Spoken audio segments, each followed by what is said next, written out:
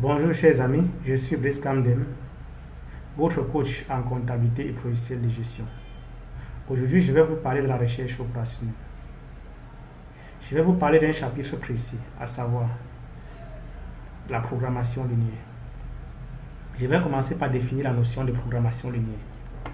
On appelle programmation linéaire le problème mathématique qui consiste à trouver le maximum ou le minimum d'une fonction linéaire de plusieurs variables liées par les relations linéaires appelées contraintes. Bien. Ces contraintes peuvent être des équations ou des inéquations linéaires.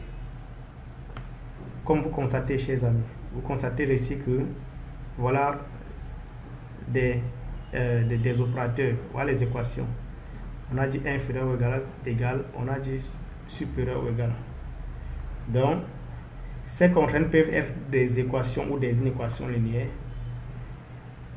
La recherche opérationnelle, chers amis, recherche des solutions optimales qui présentent plusieurs méthodes classiques dont la fiabilité des résultats dépend de la dimension du problème. Vous devez savoir, chers amis, que la programmation linéaire est également une méthode scientifique utilisée pour résoudre les problèmes d'organisation. À ce titre, chers amis, elle doit donc débuter par une observation rigoureuse de la situation, de manière à identifier clairement le problème, les données ainsi que les relations entre les différentes entités.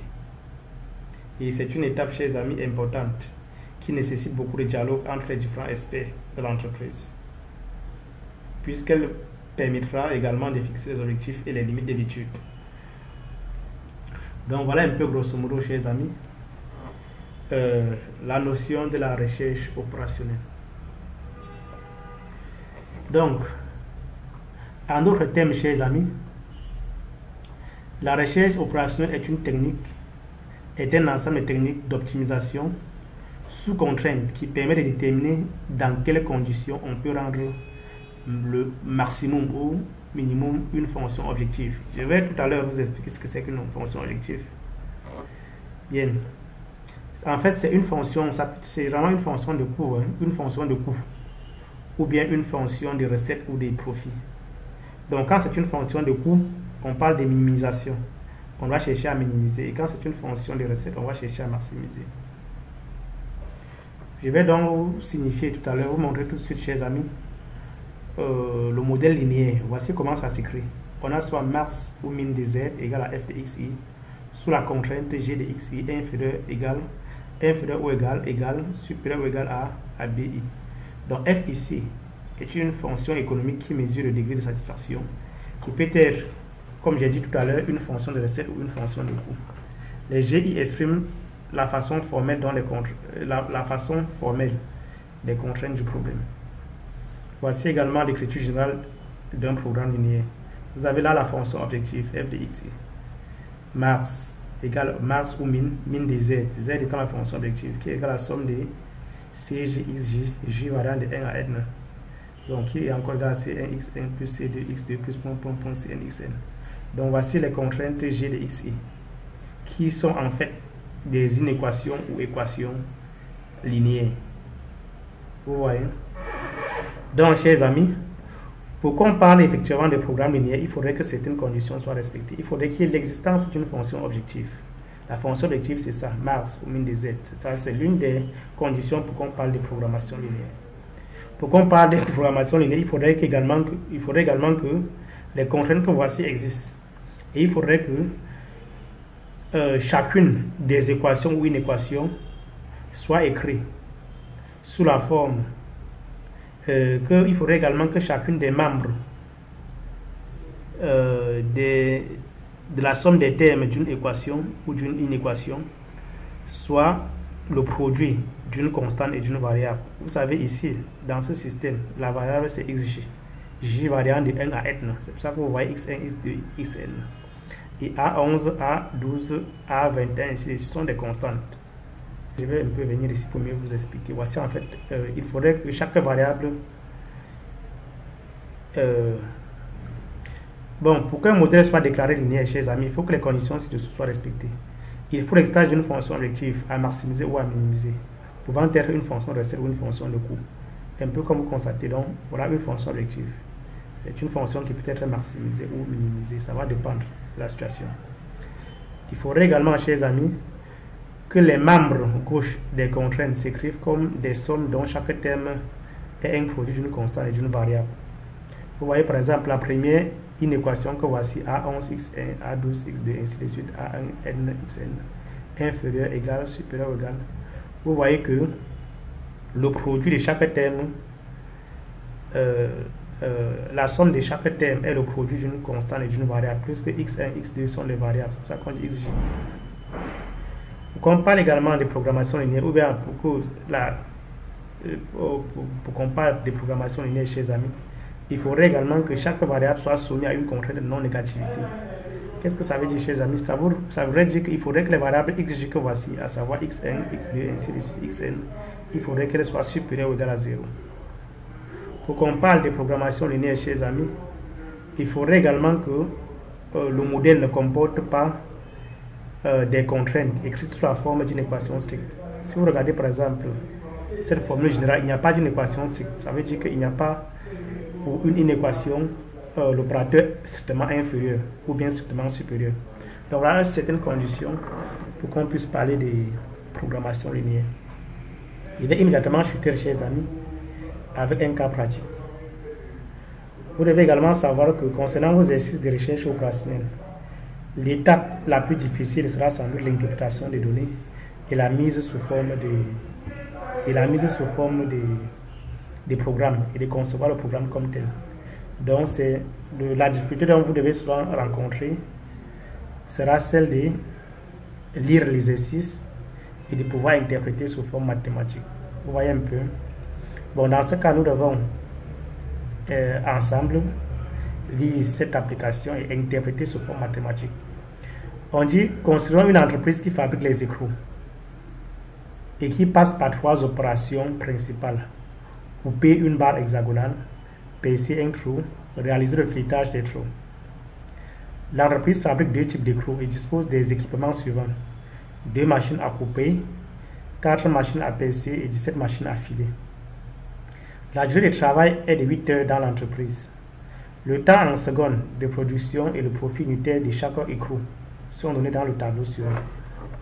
Donc en fait, si je vais interpréter de manière générale, chers amis, c'est une entreprise en fait qui fabrique 2 types de produits.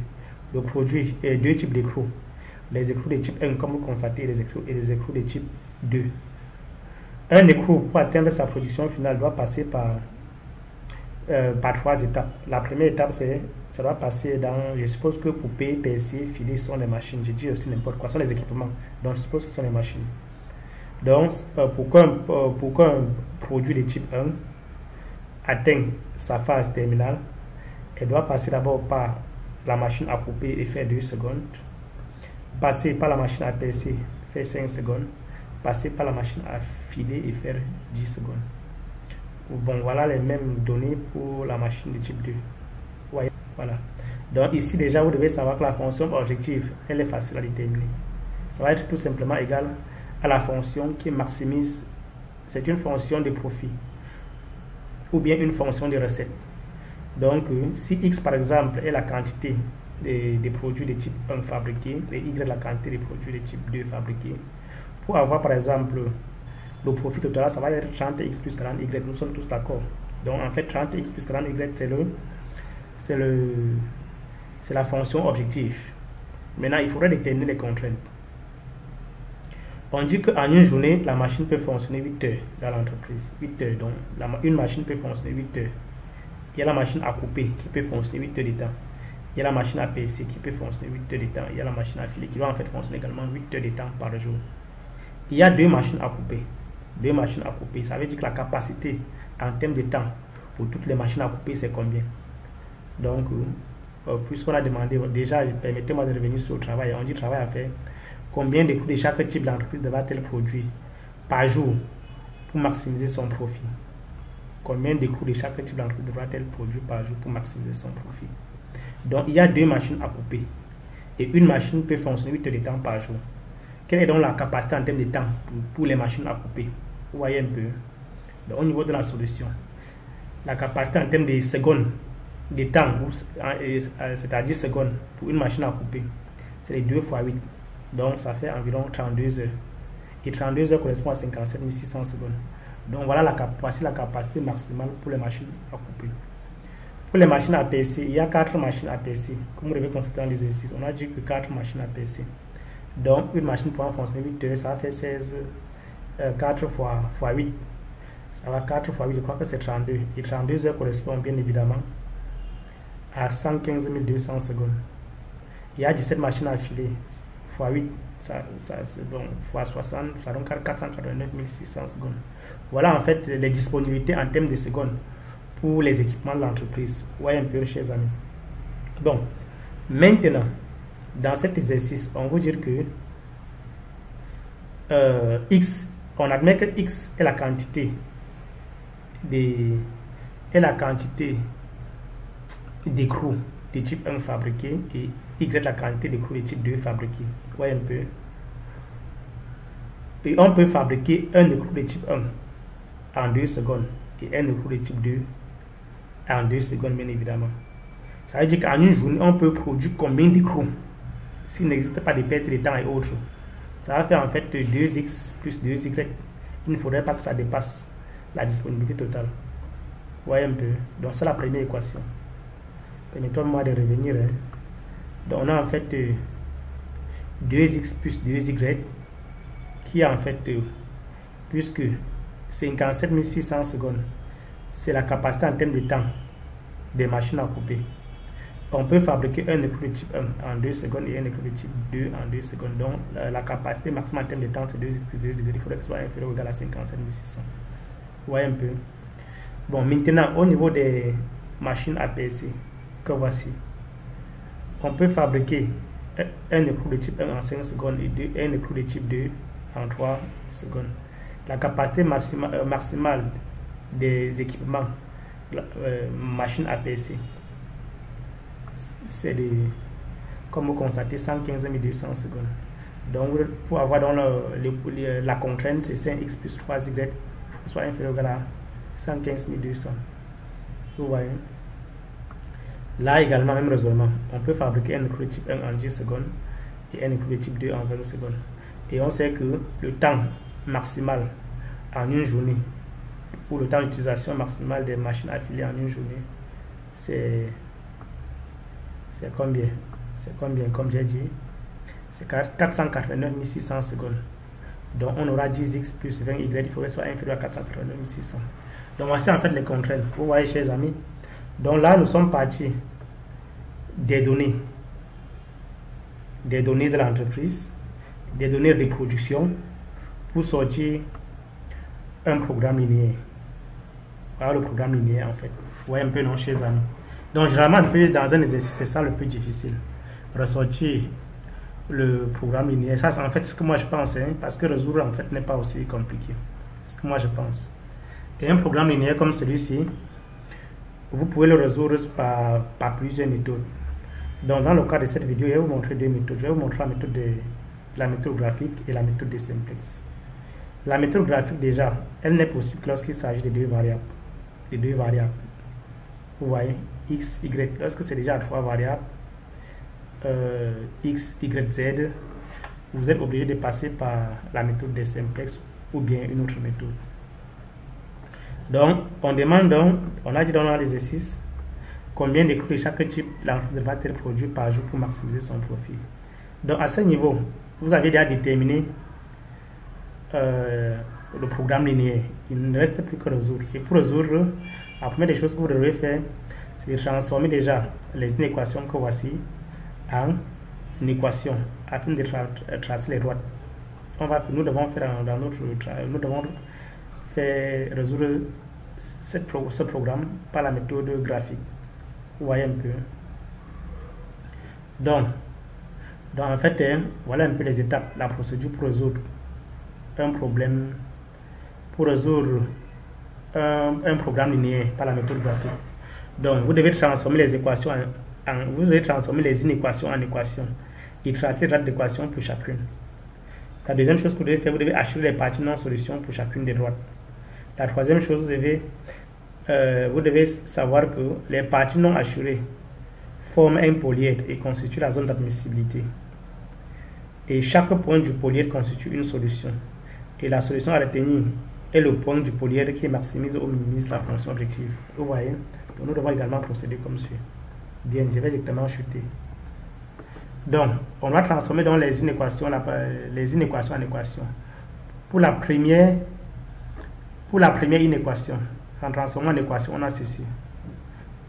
Vous voyez un peu, vous devez prendre deux points. Pour x égale à 0, y va donner 28 800. Et pour y égale à 0, x nous donne 28 800. Vous devez tracer dans le point, marquer donc dans le repère orthonomique, voici le point de coordonnées 0 et 28 800. C'est ça ici. Vous devez également marquer le point de coordonnées, un autre point de coordonnées 28 800 et 0. C'est ça, et vous devez joindre les deux points par une droite. C'est ça qui donne D1. Constatez, regardez un peu mon schéma D1. Vous voyez, ça passe par le point de coordonnées 0, 28 800 et le point de coordonnées 28 800, 0. Vous voyez, donc là, c'est la droite D1, comme vous constatez. Donc, pour tracer la droite D2, comme vous constatez, vous devez tracer le point de coordonnées. Vous devez admettre pour x égale à 0, y égale à combien? Vous devez résoudre, ça donne 38 400. Pour y égale à 0, x égale à combien? 23 040. Vous devez aller dans ce repère. Voyez, comme je disais d'entrée de jeu, chers amis, vous devez aller dans votre repère, placer le point de coordonnées 23 040 et 0. Donc voici le point de coordonnées 23 040 et 0. Voici ce point, c'est le point D. Vous devez maintenant tracer le point de coordonnées 0 et 38 400. Voici le point de coordonnées 0 en abscisse, 38 400, ça va D2. Vous devez joindre les deux points par une droite. Là, là, là. Vous constatez, vous voyez un peu. Donc voilà la deuxième droite. La troisième droite, en place pour x égale à 0, voilà la valeur de y, 24 480. Et pour y égale à 0, c'est la valeur de y, voilà la valeur de x, 48 960. Donc vous devez placer le point de coordonnées 0 et 24 480 dans votre repère. Donc pour x égale à 0, y 24 480, c'est le point A. Et vous devez placer également le point de coordonnées 48 960 et 0. Voilà 48 960 et 0. Vous devez joindre les deux points par une droite. Donc voilà la droite D3. Vous voyez. Une fois que vous avez tracé les trois droites, chers amis, vous devez assurer la partie non solution. Comme on a dit que c'est inférieur ou égal à 0, vous devez assurer le haut. Le haut. Si on avait dit supérieur ou égal à 0, vous assurez le bas. Vous voyez un peu. Et donc vous assurez en fait d'abord la partie non solution. Ça c'est ma procédure.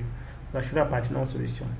La partie non solution que voici, qui n'est non assurée, qui est constituée par le polyèdre 0, A, B, C, D.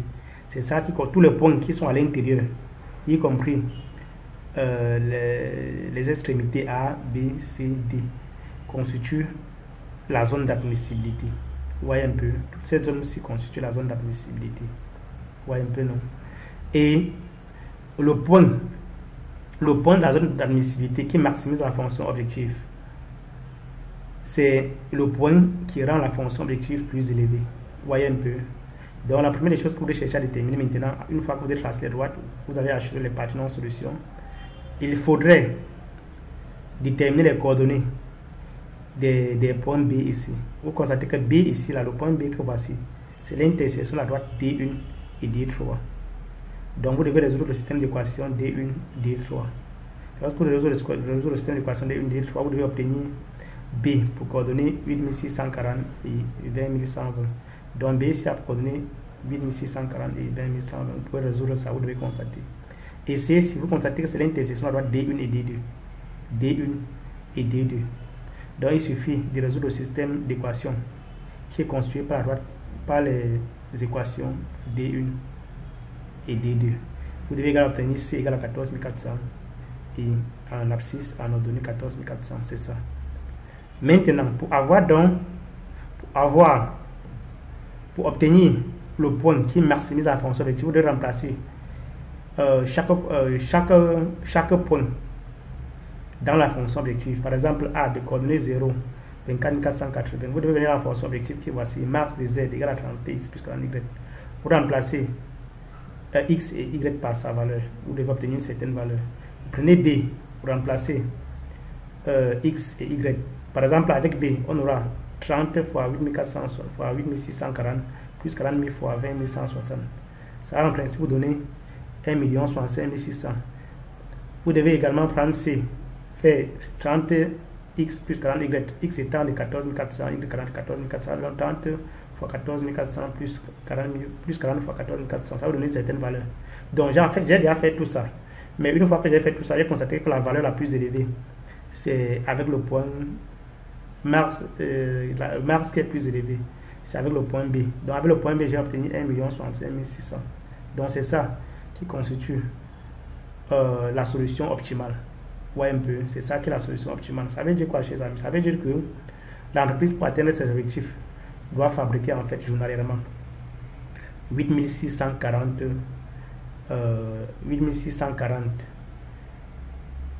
écrous de type 1 et 20160 écrous de type 2. Ouais, un peu. L'entreprise, pour maximiser son profit, doit pouvoir fabriquer en une journée 8640 écrous de type 1 et 20160 écrous de type 2. Voyez un peu, chers amis. Donc voilà comment vous procédez pour résoudre graphiquement. Pour résoudre graphiquement un système comme celui-ci. Donc c'est aussi simple que ça. Dans la prochaine vidéo, je vais vous parler de la résolution par la méthode de Simplex. Comment résoudre un tel problème par la méthode de Simplex. Donc abonnez-vous, chers amis, et partagez la vidéo, je vous en prie.